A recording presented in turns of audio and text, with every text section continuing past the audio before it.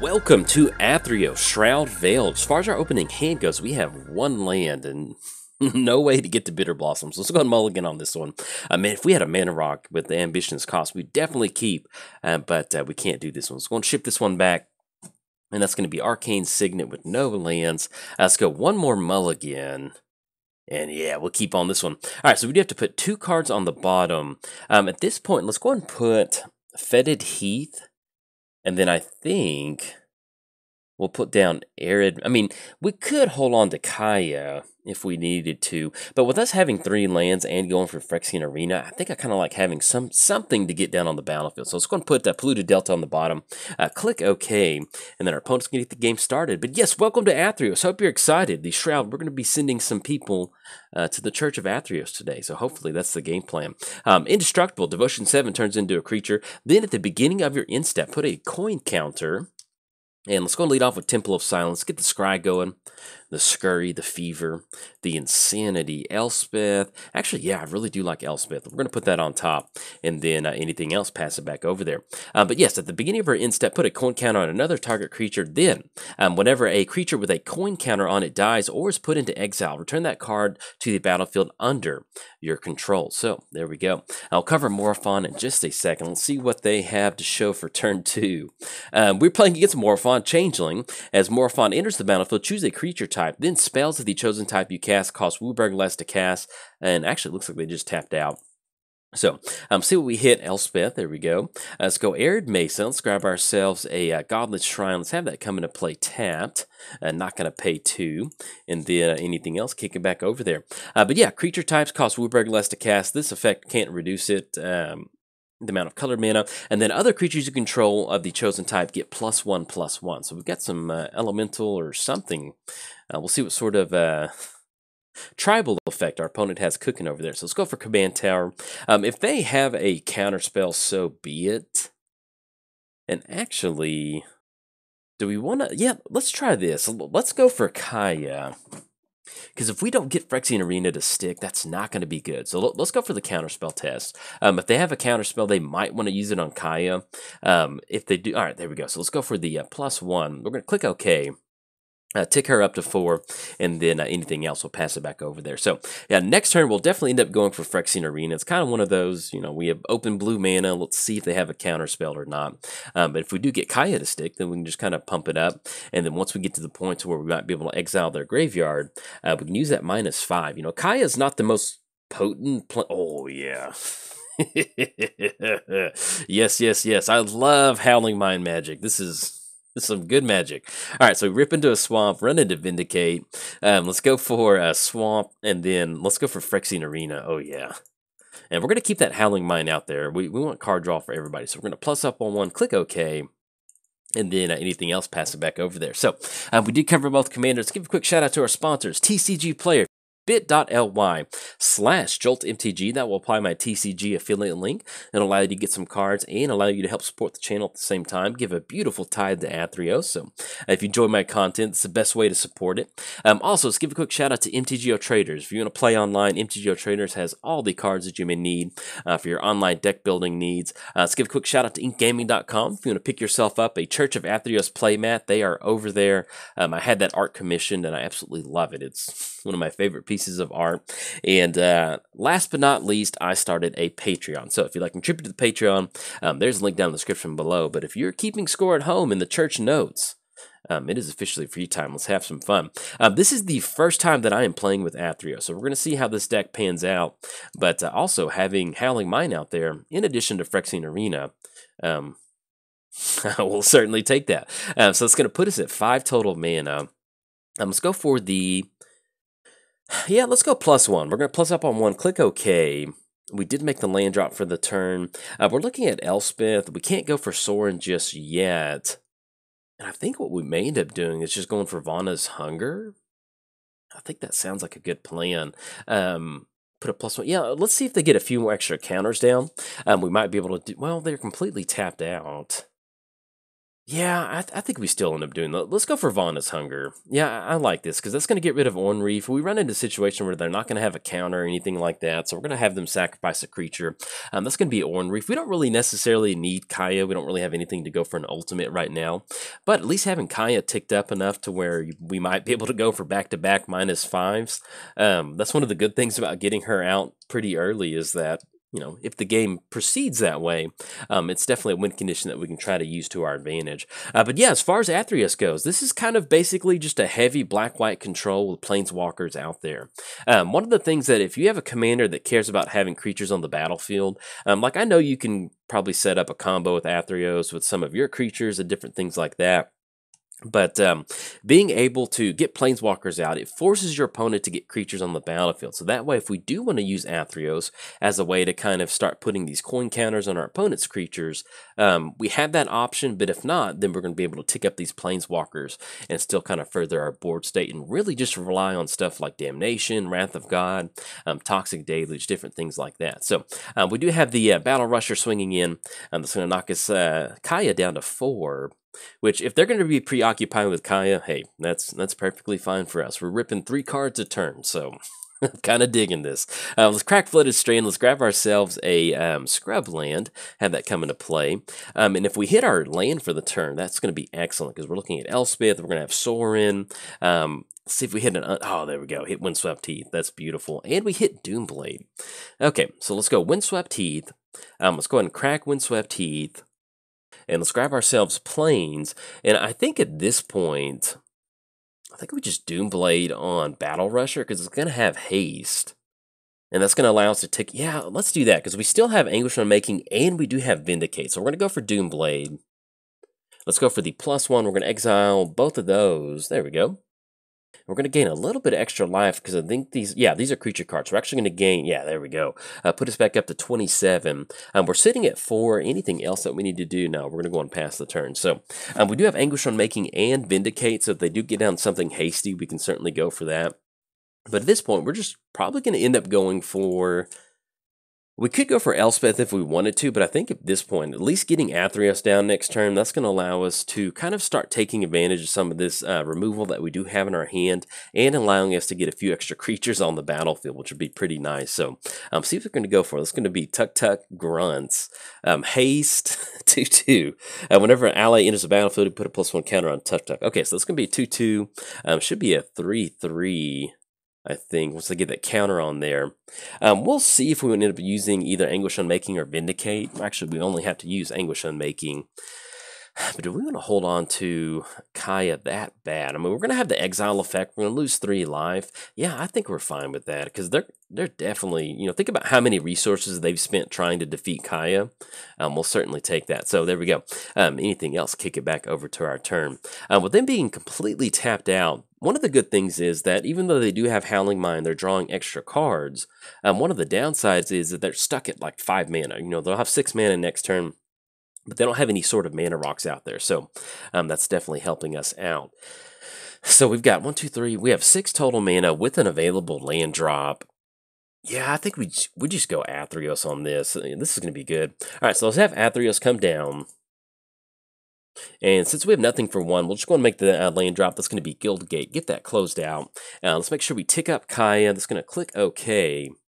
And then anything else, pass it back over to our opponent. So there we go. But yeah, this is pretty much the game plan for Athreos. You know, get into position to where, you know, sometimes when you have a commander that costs like 6 or something like that, typically you can have it be the focal point of the deck to where it needs to be a combo piece. You can get out there, have that. I found that if you have a commander like Athreos that is very potent on its own, you can kind of set it up to where it's almost plan B for the deck. Not necessarily you're not going to ever get it down, but you're kind of focused on getting these planeswalkers down. You get these threats down.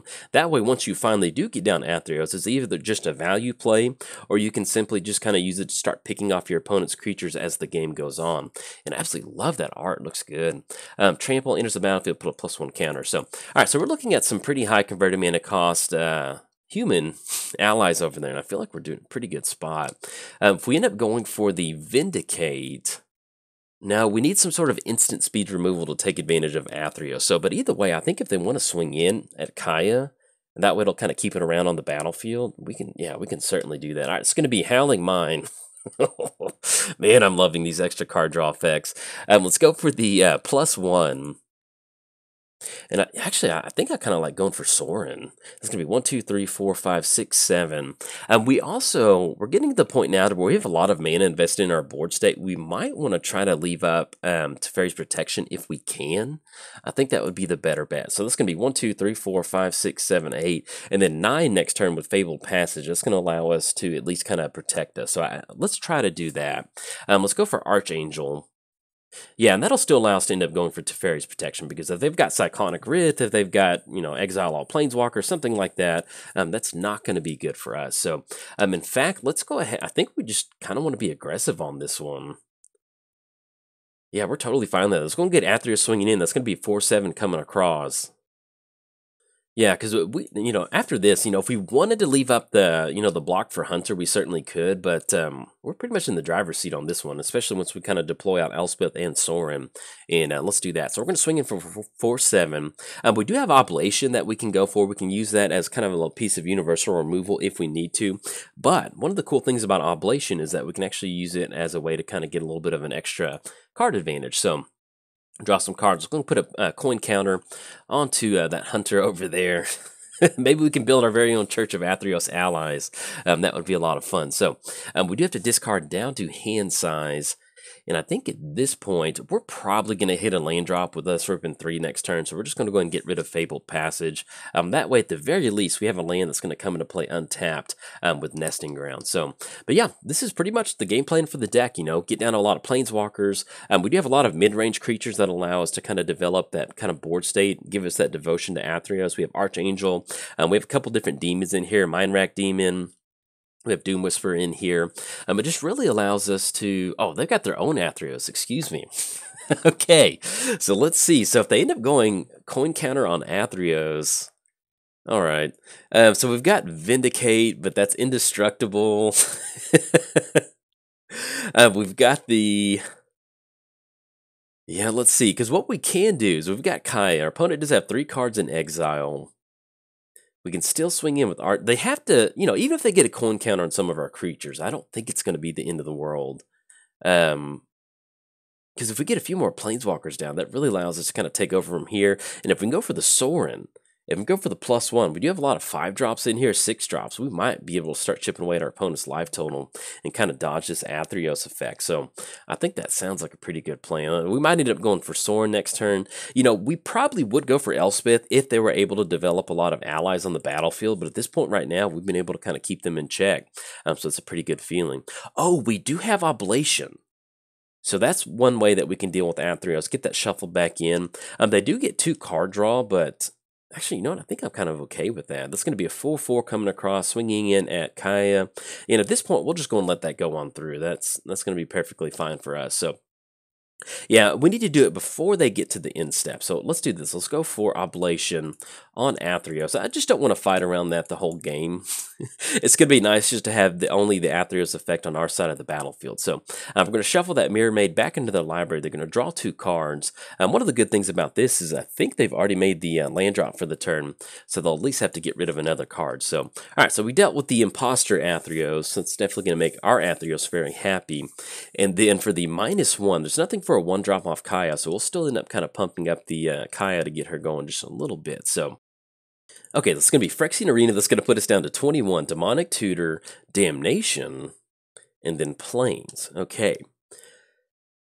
Let's see. So let's go right off the bat. Let's go and plus up on Leyline of Anticipation. And with us having an open Demonic Tutor, yeah, let's make the land drop. That's going to be Plains. Yeah, I think we still end up going for Sorin. This is going to be 1, 2, 3, 4, 5, 6, 7. I guess technically an argument could be made for us to potentially go for something like Damnation to kind of clear the board out. But I kind of like swinging in on this one, so let's do it. All right, so we're going to swing in. That's going to be 4/7 and a 3/4. That's going to give us some really nice lifelink and allow us to get an extra +1 counter on a few of our different creatures too. So let's go and do that. Yeah, and since they took that and they went all the way down to 21, I feel really good about going for Sorin because that's going to be 1, 2, 3, 4, 5, 6. Yeah, and that's still going to leave us open onto Fairy's Protection. So yeah, let's do that. So let's go for Sorin. Could go for Elspeth, but I kind of like being aggressive on this one. So let's have Sorin come down. Let's go for the +1. And hopefully one of our planeswalkers is on top. That would be, Return to Dust. Okay, we will certainly take that. And then anything else, we will pass the turn over there. Yeah, we're going to leave up this. Let's put an extra coin counter on Occult. There we go. And that's going to allow us to, once we kind of cash in this Damnation, that's going to allow us to get up with a few more creatures on our side of the battlefield, which should be pretty nice. So we do have Nesting Grounds. We also do have Exsanguinate. We're getting to the point where we definitely want to hold on to Exsanguinate. I think at this point we just dump Nesting Grounds. You know, it would be nice to kind of shift a few more counters around, but we have so much good stuff in our hand that that's definitely one of the worst things. That's probably the least value card we can keep in our hand right now. So, but yeah, I'm really happy with how this Athreos deck came out. You know, it's kind of fun too. We have the Church of Athreos. So if you're not familiar, the Church of Athreos is my favorite deck to play. It's heavily Aristocrats based, and it's just a ton of fun. And so to be able to kind of play an Aristocrats, or not Aristocrats, but playing a Church of Athreos deck that doesn't necessarily care about Aristocrats, it's a really nice way to kind of be able to showcase. Yeah, let's do this. Let's go for Teferi's Protection. There we go. We're going to go and fog this out. The good thing is it's going to stop them from swinging in. We've got the coin counters. It's going to protect our planeswalkers, and that's really going to allow us to hopefully just kind of negate this duplicate. Yeah, and it enters the battlefield, you may. Okay, so I was thinking that they would have to target one of their creatures, but they don't. So it's just going to be a May trigger. And so basically, they just spent 6 mana for a 2/4, which we will certainly cash in. So next turn, we are looking at Sorin. We're going to be able to go for Sorin. That's going to be a +1. We'll see if we have something good on top of our library to kind of chip away at their live total. At the very least, we're looking for at an Exsanguinate for 1, 2, 3, 4, 5, 6, 7, potentially 8 if we hit the land drop. So between a 5 and an 8 maybe on top. It's a pretty good chunk of damage, and we do have Flying in the Air too for a 4/5. So we'll see what's in store for us. So, and that's going to fog the humans from swinging in. Okay, that's going to be Phyrexian Arena. That's going to be Arcane Signet. That's going to be Obnixilis. Oh, I was hoping Obnixilis would be on top, and then we run into Ancient Tomb. Okay, so right off the bat, let's go and go for the +1. See what's on top of our library. Ambition's Cost. Okay, that's going to put them down to 13. Let's go Ancient Tomb. Yeah, and I think at this point, we just push in with the crew. Yeah, let's do that. So we're going to swing in with Athreos. That's going to be able to block on one of these creatures. It's a 5/8. That's also going to be 4 in the air. That's going to put them down to 9. And that's going to be with Ancient Tomb drop. That's going to be 1, 2, 3, 4, 5, 6, 7, 8. Yes, we're going to have just enough. As long as Archangel is going to be able to connect, we'll be able to close the game out. So we're going to swing in for 4. That's going to put them down to 9. Oh yeah, that is just absolutely beautiful. Exactly how you want this to play out too. So let's go for Exsanguinate. It's going to be double black. There we go. Opponent's going to lose 9. We're going to gain 9. That's going to put us up to 25. And then chip away at their life total. So look at that. There we go. This is pretty much how the deck wants to play out. You know, make your land drops. Get some. Unfortunately, we didn't get any mana rocks down, but we had the Howling Mine effect out there. And then just really get out some really nice value planeswalkers. And you can see we're simply just being able to have Sorin come down. I think we ended up getting like 8 total life loss from our opponent off of Sorin. Being able to go for that +1. So simply being able to get those mana rocks out there, power out some of these planeswalkers a little bit quicker than you can, and then just have Athreos just kind of staying off to the side and start picking off their creatures with coin counters. You can see if we don't go for the Exsanguinate line of play, we've got 2 coin counters on these creatures. That's going to send them back over to our side of the battlefield. Either way, beautiful Athreos showing. In fact, if you enjoyed your time at the Church of Athreos, hey, like and subscribe. Thanks. Bye.